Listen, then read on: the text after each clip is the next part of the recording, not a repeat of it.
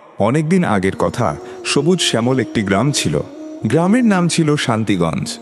এই গ্রামের পাশ দিয়ে বয়ে গিয়েছিল একটি ছোট নদী। গ্রামের মানুষ সুখে শান্তিতে বসবাস করত।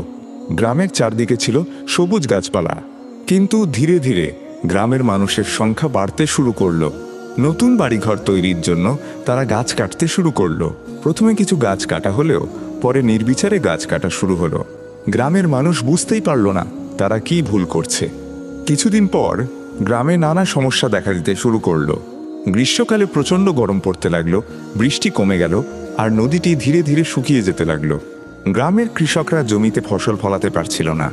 গ্রামের মানুষ বুঝতে পারল গাছ কাটার কারণেই এই সমস্যাগুলো হচ্ছে।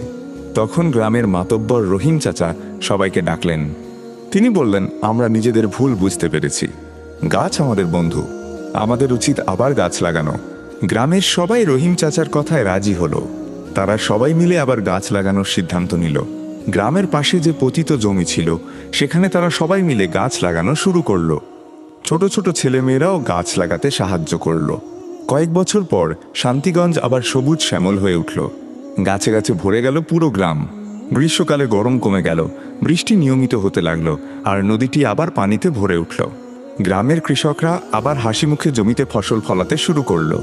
এই গল্প থেকে আমরা শিখতে পারি, পরিবেশ রক্ষা করা আমাদের দায়িত্ব। গাছপালা আমাদের বন্ধু এবং আমাদের জীবনের জন্য খুবই জরুরি। প্রিয় বন্ধুরা, এই গল্পটি আপনার কেমন লাগলো তা কমেন্টে জানাবেন। ভিডিওটি ভালো লাগলে অনুগ্রহ করে লাইক দিন। ভিডিওটি শেয়ার করুন বন্ধুদের সাথে এবং চ্যানেলটি সাবস্ক্রাইব করতে ভুলবেন না।